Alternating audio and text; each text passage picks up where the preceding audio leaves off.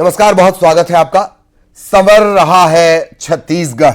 दरअसल ये टैगलाइन लगातार सरकार भी दे रही है। सरकार वो आंकड़े भी जारी कर रही है कि किस तरह से तेज रफ्तार तरीके से काम किया गया।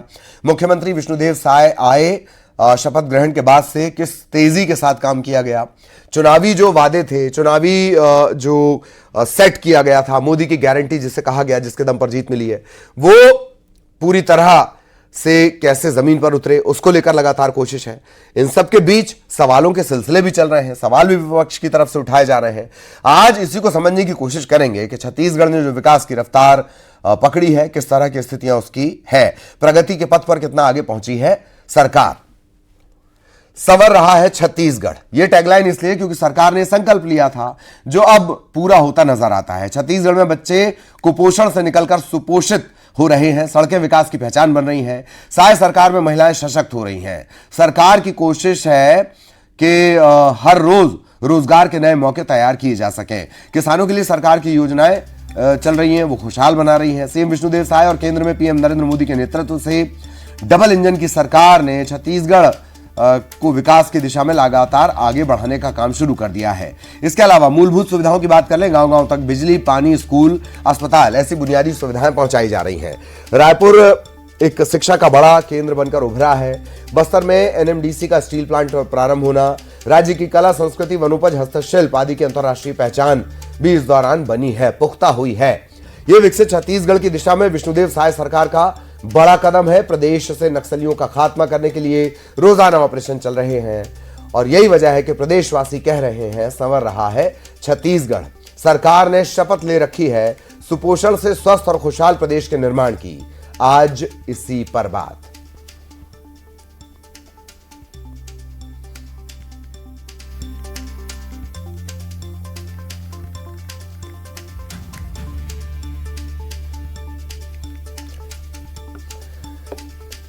एक तरफ डबल इंजन की सरकार ने क्या कुछ काम किया है वो भी आप देख पा रहे हैं, और साय सरकार ने किसानों के लिए किस तरह से किया है, क्या कुछ नई योजनाएं लेकर आए हैं। आयुष्मान योजना का जो बेनिफिट है वो पूरा ज्यादा से ज्यादा देने की कोशिश की जा रही है।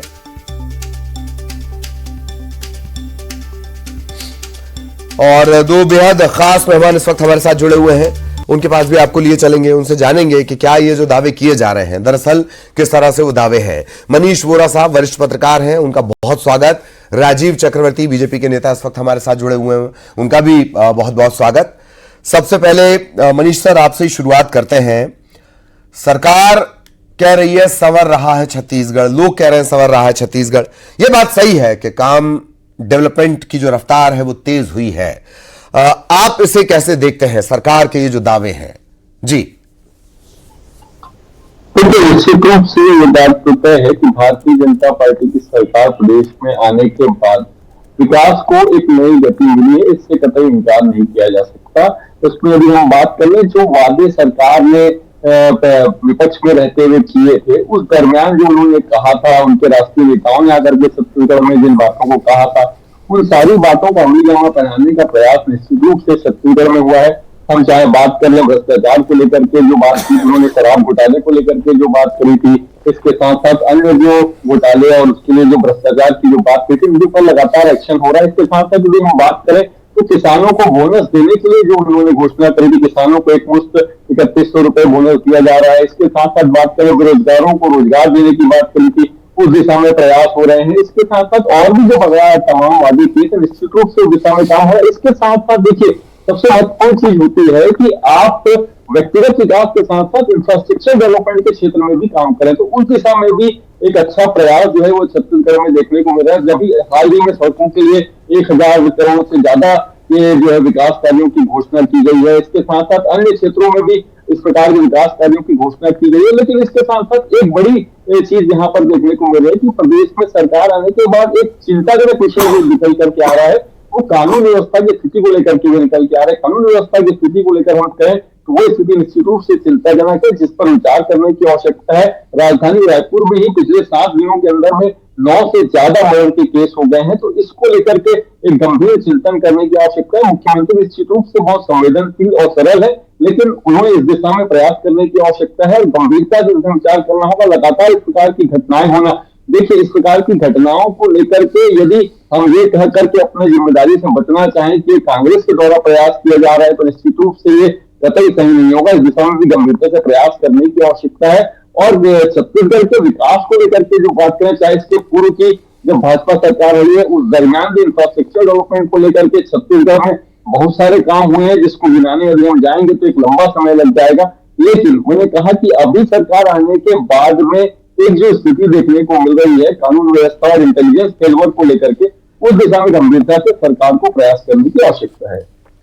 तो कई दिशाओं पर चुनौतियां अभी भी बरकरार हैं। सेक्टर वाइज भी आपसे आगे हम चर्चा करेंगे। राजीव चक्रवर्ती साहब जुड़े हुए हैं। राजीव चक्रवर्ती साहब, संवर रहा छत्तीसगढ़, कितना इत्तेफाक, क्या चुनौतियां? ललित जी, मैं आपको भी इसमें सम्मिलित करूंगा कि आप बधाई स्वीकार करें। हमारा छत्तीसगढ़ नवयौवन की ओर बढ़ रहा है और बहुत खुशी की बात है कि एक ऐसा छत्तीसगढ़ जिसे पहले लोग जब अलग हुआ था तो कहते थे कि एक बीमारू राज्य अलग हुआ है, एक जिसे कहते कि एक काला पानी की तरह है जहां विकास की कोई संभावनाएं नहीं है, केवल खनिज है। तो मुझे बहुत खुशी हो रही है ललित जी कि ये हमारा छत्तीसगढ़ जिसका क्रमागत विकास जो 3 साल का जो 3 जनादेश मिला भारतीय जनता पार्टी को 2000 से लेकर 2003 तक अजीत जोगी जी रहे, उसके बाद जिस प्रकार से क्रमागत विकास हुआ, अगर हम अधोरचना की बात करें, पुल पुलिया कनेक्टिविटी, प्रधानमंत्री सड़क योजना से जो सड़कों की कनेक्टिविटी बनी वहाँ से शुरुआत हुई। उसके बाद जो अधोरचना में जो बिल्डिंगों की बात होती है, जहाँ से शासकीय शाला बनाए जाते हैं, आधुनिक भवन बनाए गए, और उसके बाद सड़कों का उन्नयन हुआ और पूरी जाल बिछा और लाइवलीहुड कॉलेज से लेकर तमाम शिक्षा व्यवस्था की गई। जो पहले एक मेडिकल कॉलेज हुआ था पूरे संपूर्ण छत्तीसगढ़ में, आज लगभग 16 से 17 मेडिकल कॉलेज है और बहुत सारे मेडिकल कॉलेज बनने की ओर अग्रसर है। पॉलिटेक्निक कॉलेज, इंजीनियरिंग कॉलेज, तो शिक्षा का सर्वांगीण विकास यहाँ से हम शुरू करते हैं। चिकित्सा का सर्वांगीण विकास कि जहाँ MRI करने तक के लिए नागपुर जाना पड़ता था या भोपाल जाना पड़ता था, आज समुचित छत्तीसगढ़ में चिकित्सा की समुचित व्यवस्था है। हालांकि इसमें बहुत संभावनाएं हैं, अभी बहुत काम करने हैं। और जो हमारा कृषक प्रधान ये राज्य है, तो इसके पहले की सरकार जो बोनस देती थी 4 टुकड़ों में देती थी, जो किसानों के पास वो बचता नहीं था। आज एक साथ हम 2 साल का बोनस दे रहे हैं। बोनस के साथ जो MSP है उससे भी ज़्यादा बढ़कर दे 3100 रुपये। तो ये एक बहुत बड़ा कदम है, उसमें हमारी आर्थिक व्यवस्था बहुत बदल रही है। आज आप देखेंगे कि दिवाली में किस प्रकार से मोटरसाइकिलों की, ट्रैक्टरों की धमाकेदार बिक्री हुई है। ये ऑटोमोबाइल सेक्टर में धमाका हुआ है, ज्वेलरी सेक्टर में धमाका हुआ। लोग पूंजी निवेश की तरफ बढ़ रहे हैं, जो लोग म्यूचुअल फंड की ओर अग्रसर हो रहे हैं। तो ये एक बहुत अच्छा कदम है कि छत्तीसगढ़ संवर रहा है। हमने बनाया ललित जी, मुझे खुशी होती है कि प्रधानमंत्री जो तत्कालीन प्रधानमंत्री थे अटल बिहारी जी, उन्होंने 11 सितंबर को घोषणा की थी कि सप्रे स्कूल के मैदान रायपुर में कि अगर हमें 11 की 11 सीटें छत्तीसगढ़ में मिलती है तो हम छत्तीसगढ़ राज्य बनाएंगे। हमने 8 सीटें दी, उसके बावजूद भी हमने छत्तीसगढ़ राज्य बनाया। उसे संवारने के लिए पूरी कोशिश कर रहे हैं और तारतम्य से, सूक्ष्मता से और विस्तृत रूप से छत्तीसगढ़ को संवार रहे हैं। और जो डबल इंजन की सरकार है, केंद्र और राज्य मिलकर जिस प्रकार से 2 चक्के रहते हैं वाहन के, उस द्रुत गति से छत्तीसगढ़ आगे बढ़ रहा है। और जो विकास की संभावना है उसको लेकर भी 0.20 जो इंडस्ट्रियल पॉलिसी आई है, उस इंडस्ट्रियल पॉलिसी से स्मॉल स्केल इंडस्ट्री, लघु सूक्ष्म जो उद्योग होते हैं, लघु उद्योग होते हैं, वेंडर पॉलिसी है, जो रेहड़ी पट्टी योजना है, इस प्रकार के छोटे व्यापारी से लेकर जो कोर सेक्टर है उसको लेकर भी छत्तीसगढ़ सरकार काम कर रही है। और मुझे खुशी है कि हमारे यहाँ किसानों की आय बढ़ रही है, आम नागरिक की भी आय बढ़ रही है। जो पहले पलायन होता था ललित जी, मैं आपको बता दूं, वो पलायन के लिए लोग शहर छोड़ के, अगर आप देखेंगे जम्मू कश्मीर में बंधक बना लिए जाते थे, ईंटे भट्टे में, निर्माण के क्षेत्र में। अभी पलायन भी बहुत रुका है। छत्तीसगढ़ के लोग छत्तीसगढ़ में रहकर छत्तीसगढ़ के विकास के लिए काम कर रहे हैं, पुल पुलिया बनाने में काम कर रहे हैं, इंडस्ट्रियल सेक्टर में जा रहे हैं और स्किल इंडिया के माध्यम से जो स्किल की काम थी उस काम को भी आगे बढ़ाया जा रहा है। ठीक, बहुत सारी चीजों का जिक्र आपने किया। एक मसला रोजगार को लेकर भी आगे मैं आपके पास आऊंगा तो उसे लेकर चर्चा होगी। मनीष वोरा साहब लगातार हमारे साथ बने हुए हैं। राजीव चक्रवर्ती को आपने भी निश्चित तौर पर सुना होगा। चूंकि अटल जी को बड़ा आइडियलाइज करते हैं, राजीव चक्रवर्ती को सुनकर लगता है कि हाँ, लगभग रामराज्य जैसी स्थितियां हैं। लेकिन आप चुनौतियों का जिक्र भी कर रहे हैं। वोरा साहब, कहां लगता है सबसे ज्यादा फोकस की जरूरत है? कानून व्यवस्था का तो आपने जिक्र किया ही किया। इंफ्रास्ट्रक्चर, एक इमारत हम पूरे डेवलपमेंट के तौर पर नहीं देख सकते। उस इमारत में काम करने वाले जब दाखिल होते हैं तब वो विकास होता है। सर देखिए, निश्चित रूप से ललित जी, मैं आपकी बात से सहमत हूं कि इंफ्रास्ट्रक्चर डेवलपमेंट को पूर्ण विकास नहीं कहा जा सकता, लेकिन विकास जब एक नया राज्य बनता है, नया राज्य बनने के बाद वहां पर सबसे महत्वपूर्ण आवश्यकता होती है कि उस क्षेत्र में इंफ्रास्ट्रक्चर डेवलपमेंट हो। चाहे हम टूरिज्म की बात करें, चाहे हम स्वास्थ्य की बात करें, चाहे हम स्कूल शिक्षा की बात करें, सभी क्षेत्रों में बेसिक रिक्वायरमेंट होती है कि वहां पर एक इंफ्रास्ट्रक्चर डेवलपमेंट हो। यदि स्कूल है तो उसके लिए बिल्डिंग होना चाहिए, यदि हॉस्पिटल है तो उसके लिए बिल्डिंग होना चाहिए। तो इस प्रकार का लोगों की आवाजाही के बेहतर सड़क सुविधाएं हो, तो ये एक इंफ्रास्ट्रक्चर डेवलपमेंट निश्चित रूप से एक बेसिक रिक्वायरमेंट है। हाँ, उसके बाद में जरूर ये है, यदि हम सड़क बना रहे हैं तो सड़क पर चलने के लिए लोग होना चाहिए, यदि हम हॉस्पिटल बना रहे हैं तो हॉस्पिटल में डॉक्टर्स होने चाहिए, हम स्कूल बना रहे हैं तो वहां पढ़ने के लिए पढ़ाने के लिए शिक्षक होना चाहिए। तो इस प्रकार के जो दोनों तरफ जो विकास करने की आवश्यकता है। देखिए, एक चीज ये जरूर हुई कि 15 साल के बीजेपी के शासनकाल में यहाँ पर इंफ्रास्ट्रक्चर डेवलपमेंट बहुत तेजी से हुआ था, लेकिन उसके बाद जब कांग्रेस की सरकार आई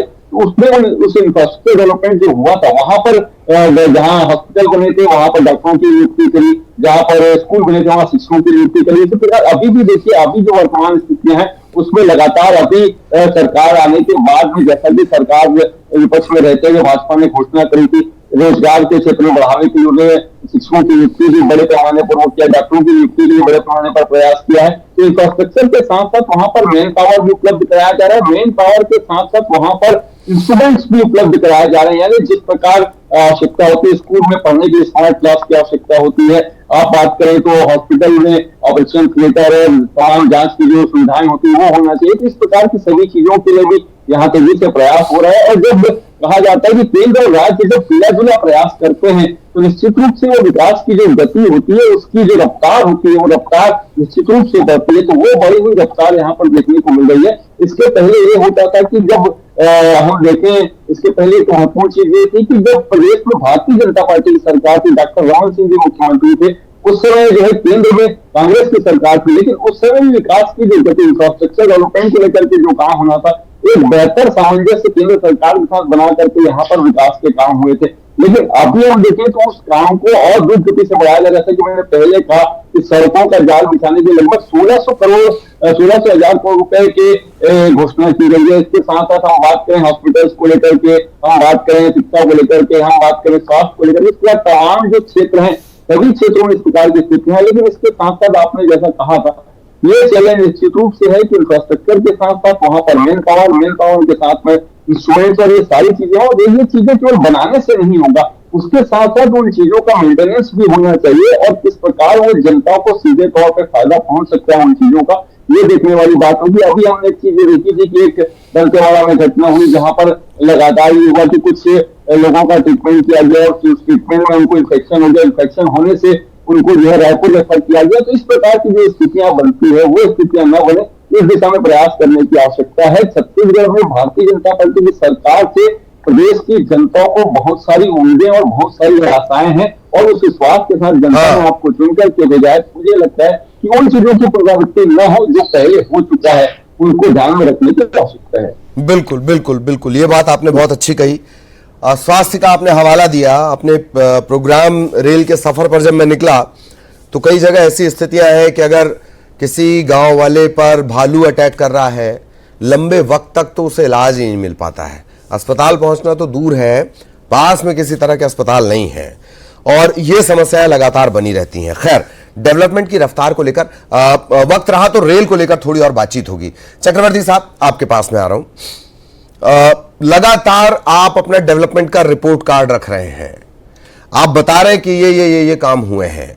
इन सब के बीच तकरीबन कुछ महीनों के अंतराल में विपक्ष की तरफ से 25 से ज्यादा बड़े प्रदर्शन किए गए हैं और उसमें भीड़ भी आई है। चक्रवर्ती साहब, देखिए ललित जी, सबसे पहले तो मैं बधाई देता हूं कि विपक्ष ने संज्ञान लिया किसी घटना पर। लेकिन मजे की बात है कि ये वही विपक्ष है जो कहता था, जो कहता है, जो उनके मुखिया कहते हैं कि भारतीय जनता पार्टी ने प्रजातंत्र को गिरफ्तार कर लिया है, लोकतंत्र को खत्म कर दिया है, संविधान खतरे में है। तो कहाँ की संविधान की बात करते हैं? हम तो प्रदर्शन की अनुमति दे रहे हैं और बधाई देते हैं आप भी। लेकिन दुख की बात है ललित जी कि हर घटना के पीछे कांग्रेस के लोग क्यों निकल रहे हैं? हर घटना के पीछे कांग्रेस का NSUI का अध्यक्ष, कांग्रेस के विधायक, कांग्रेस के कुछ नौकरशाह। आप देखेंगे तो जो PSC का घोटाला हुआ, जो 5 साल तक कोई बच्चा तैयारी करता है कि मैं PSC में हो, तो कांग्रेस के पिछले मुख्यमंत्री कहते हैं तो क्या दुख हो गया, हमारा नेता का बच्चा बन गया तो आपको क्या दर्द है? और जब देखा जाता है कि उसकी टेबुलेशन शीट बदल दी गई है, तो देखिए ये जो घोटालेबाज की सरकार है वो प्रदर्शन कर रहे हैं। ठीक है, उनको अधिकार है, वो करें। और सरकार को भी एक मजबूत सरकार के लिए मजबूत विपक्ष होना आवश्यक है। देखिए मैं इसके पहले भी कह रहा था, आपने कहा कि रामराज आ गया है। रामराज कभी इस मायावी दुनिया में रामराज नहीं आ सकता। हम सतयुग में नहीं है, यही बात है राजीव। लेकिन एक माहौल की बात होती है ललित जी, जो देखता हूँ वही बोलने का आदी हूँ। मैं अपने शहर का सबसे बड़ा फसादी हूँ। चक्रवर्ती साहब धड़ाल से बात रख देते हैं। वाह वाह। तो और मैं ये आप जब भी मुझे PSC की बात याद दिलाते हैं, मुझे लगता है ललित प्रजापति हटा के ललित सोनवानी नाम रख दूं मैं अपना। खैर मैं आ रहा हूं आपके पास। ये मनीष वोरा साहब, एक सवाल है, बात होती है कि रेल को लेकर एक सवाल है, लगातार ये सवाल उठा अपने सफर के दौरान भी। ये सही है कि अरसे बाद मैंने मध्य प्रदेश छत्तीसगढ़ के रेल इंफ्रास्ट्रक्चर में ये देखा है कि हर जगह स्टेशन मुझे खुदे हुए नजर आए, वहां काम हो रहा है। मैंने इतने सालों में ये पहली बार देखा। मैं दोनों जगह की बात कर रहा हूं। लेकिन रेल को लेकर ज्यादा धुंधली सी स्थितियां हैं छत्तीसगढ़ में। जवाब किसी के पास नहीं है। रेल कैंसिल हो रही है धड़ल्ले से, उसकी बहुत सारी वजह होती हैं। रेल को लेकर और ज्यादा बेहतर तरीके से तस्वीर साफ की जा सकती है लोगों के बीच कि भाई हम डेवलपमेंट कर रहे हैं, हम अपडेशन कर रहे हैं, हम अपग्रेडेशन के काम में लगे हुए हैं। यह महसूस होता है। मनीष वोरा सर। ठीक है, निश्चित रूप से लेंगे आपकी बात है कि डेवलपमेंट के काम तो हो रहे हैं, उससे कहीं इनकार नहीं किया जा सकता। अपग्रेडेशन के काम हो रहे हैं, इससे भी इनकार नहीं किया जा सकता। हम जब रेल में यात्रा करते हैं तो उसका अनुभव भी हम करते हैं, इससे भी इनकार नहीं किया जा सकता। लेकिन वर्तमान जो परिस्थितियां छत्तीसगढ़ की है उसको लेकर के बड़ी गंभीर चिंतन करने की आवश्यकता है। वो चिंतन इस बात का है कि लगातार रेलों का कैंसिल किया जाना, और ऐसे समय में जब एग्जाम का समय हो, जब त्योहारों का समय हो, उस समय बड़ी संख्या में 100-100, 150 ट्रेनें सीधे तौर पर रद्द कर दिया जाना, ये निश्चित रूप से जायज नहीं है। देखिए डेवलपमेंट के काम आज पहली बार तो नहीं हो रहे, मुझे लगता है देश के अंदर में। अपग्रेडेशन के काम कोई पहली बार तो प्रदेश में नहीं हो रहा है। हाँ। इससे पहले भी अपग्रेडेशन हुआ है। इसके ये बीच की जो मशीनरी है, बीच की जो मशीनरी है वो ये धुंधलापन बना देती है। इसके चलते अब मैं पहुंच गया हूं बिलासपुर स्टेशन, पता चल रहा है मेरी तो ट्रेन ही नहीं आ रही। वक्त की कमी है, मैं यहीं आपको रोकना चाह रहा हूं। चक्रवर्ती साहब यहीं मैं आपको रोक रहा हूं। बहुत धन्यवाद मनीष वोरा साहब, राजीव चक्रवर्ती साहब हमारे साथ जुड़ने के लिए। संवर रहा छत्तीसगढ़, ये दरअसल सरकार अपना एक ट्रैक रिकॉर्ड दिखा रही है कि भाई ये हमारा ट्रैक रिकॉर्ड है। इन सब के बीच विपक्ष है और उसके उठाए अपने सवाल हैं। चुनौतियां हमेशा बनी रहती हैं, और जैसे कि राजीव चक्रवर्ती भी कह रहे थे, रामराज्य हम उस अवधारणा पर काम कर रहे हैं, सतयुग है।